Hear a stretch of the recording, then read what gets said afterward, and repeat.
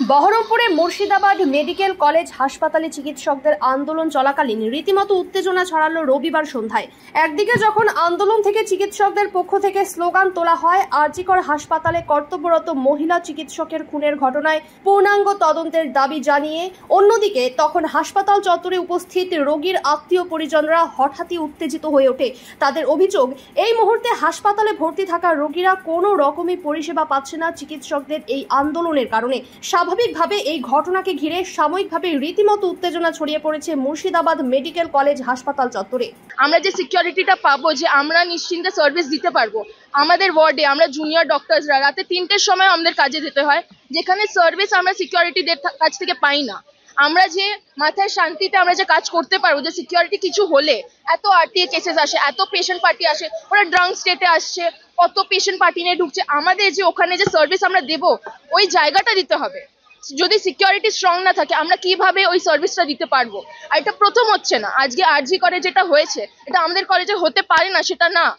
আমাদের কলেজে অনেক সিকিউরিটি ইস্যুস আছে, যদি এইগুলো না ম্যানেজ করা হয় কিছু বলা যায় না কোনোদিন কবে কোথায় হবে কি। যিনি দোষ করেছেন তাকে শাস্তি দেওয়া হোক, আমরা সেটাও চাই।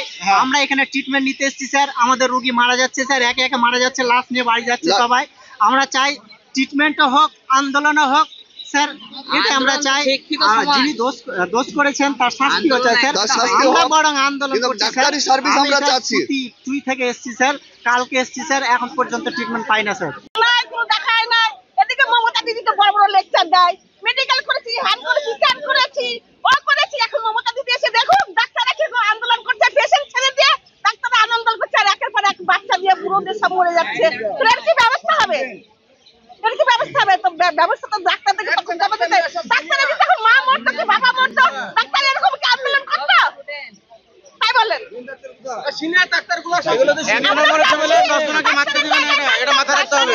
ডাক্তার ঠিক দেখুন, পেশেন্টকে দেখুন, পেশেন্টকে দেখাশোনা করুন, ডাক্তারের আন্দোলন ডাক্তার চালিয়ে যাক, কিন্তু পেশেন্টকে তো দেখবে। ওনার যত কঠোর থেকে কঠোর শাস্তি আমরা দাবি করছি, কিন্তু আমরা যদি পেশেন্ট একটা মেরে দেয় আজকে, ঠিক আছে, যে ডাক্তারগুলো যে অনশন করেছে তারা কি দায়িত্ব নেবে? আজকে যে পেশেন্টগুলো বিনা চিকিৎসা মারা যাচ্ছে, তারা যে অপরাধ করেছে তারা একটা বিচার হবে, অবশ্যই বিচার হবে।